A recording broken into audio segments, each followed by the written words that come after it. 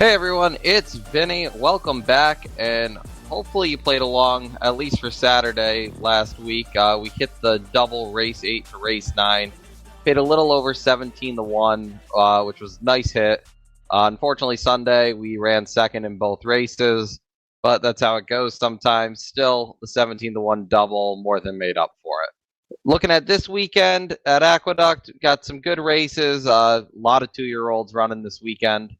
So we're just going to jump right into it. Saturday, race 4 is where I'm going first. It's for 3-year-olds and up. It's an allowance race going a mile and an eighth. And I am taking the number 1 Ichiban here for Linda Rice, who's just been running very, very well in 2023 for Linda. Did try Graded Stakes Company last time out, and it was a little too much for dropping back down today in class, where I think she fits pretty well against this field. She's morning line 9 to 2. I think she is going to take a little bit of money. I'm hoping at least to stay above 3 to 1 here. I'm just not a huge fan of the 2 morning line favorites, the 2 outside horses, one for Brad Cox and one for Todd Pletcher. Both are just wildly inconsistent, and sure they can win, but I'd like to get a little bit of a price here. The other horse in this spot that I kind of like a little bit is the number 2 Paris Style for Kenny McPeak. Took 7 tries to break the maiden, which isn't exactly fantastic, but ran well in pretty much every start, especially the last 4 starts. Has been right there in contention to win in pretty much every start. So did take 7 tries to break the maiden, but we should be getting a decent price on her as well. I'm hoping that if we get this exact, the 1-2 exact with Ichiban and Paris Style, either way, I'm hoping it will pay over 15 to 1 either way. I think it will, especially as long as there's no scratch of the Pletcher or the Cox horse here. I'm going to use both these horses in my multi-race wagers. I'm going to play a win bet on Ichiban. As long as Ichiban isn't going off the favorite, basically, I'll play Ichiban even as low as 2 to 1, 5 to 2. I am hoping to get at least that 3 to 1 price, though. Race number 8 on Saturday is one of the 2-year-old races I was talking about earlier. It is the New York Stallion Series for 2-year-old fillies, and I am going to give the number 7 Book of Wisdom for Belmont one more try here. Her first 3 races were pretty good. Her last race was not, but I think that had more to do with the track conditions than anything else. I don't think she liked the muddy sealed track. It just didn't seem to work for her. She still ran third. Wasn't a great third, but still a third. I think the weather does look more favorable for this weekend, so I think this one does improve back to where we saw her before. If that's good enough to win, I'm not sure, but she's 6 to 1 on the morning line. I think we'll get every bit of that 6 to 1. So I'm going to give the number 7 Book of Wisdom one more try. And another horse I kind of like in here is the number 10 Artemis Girl for David Donk. Improved in both starts, but was wheeled back very quickly. Debuted on November 2nd, then ran back on November 17th. So a little more than 2 weeks. Gets about a month off in between starts here.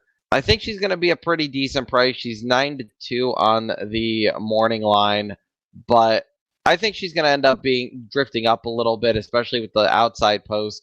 I do like that she improved in both starts, though, numbers-wise. So with another improvement here, I think she can be a legit contender. I'm going to use both horses in my multi-race wager. I don't know if I'll end up playing this exacta, but if for some reason they're both over 5 to 1, I'll probably end up playing a small win bet on both of these horses, the number 7 Book of Wisdom and the number 10 Artemis Girl. If the exacta for some reason is paying 20 to 1 for these two, I'll play it, but I don't really want to take a short price on an exacta with a large field of 2-year-olds.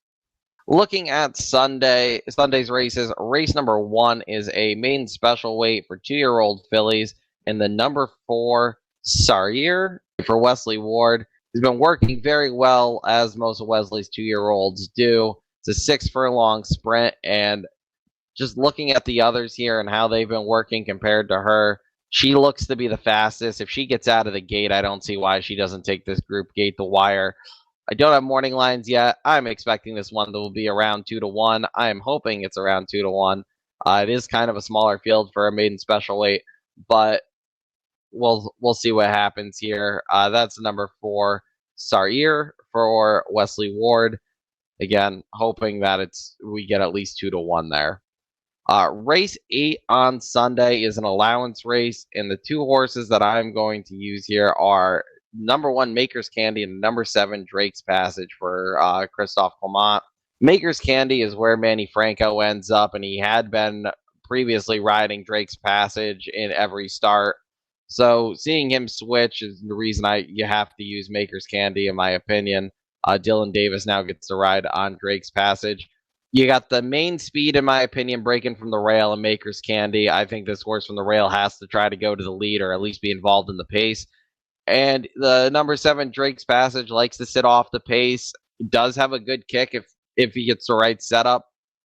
Hopeful today that's it, especially with Maker's Candy in there. I think Drake's Passage should outrun his odds depending on what they are. I think Maker's Candy is probably going to be the morning line favorite based on that last race. If he runs back to that last race, the rest are probably running for second. But I do think Drake's Passage will probably be third choice, maybe get bet down the second choice. But I think more in that like third, co-third price range based on who's entered here. I'm hoping to get at least 4-1 on Drake's Passage. If this exact is paying at least 10-1, I'm going to play it. And for the win ticket here, I'm just going to watch and see how the track's playing. Quite a few times in the last month or two, Aqueduct kind of has been playing a little more towards speed. So just going to keep an eye on it. If the track is mainly playing to speed, I'll play a win bet on Maker's Candy. If the track is playing a little more fair, I really do like Drake's Passage, even with the rider switch. I think he gets the setup today. So that's it for this weekend. Hopefully we can do a little more than just hit one double. Hopefully we can go like 3 for 4 or a perfect 4 for 4 this weekend. That would be nice. Best of luck if you are playing Aqueduct this weekend, and I will see you next time.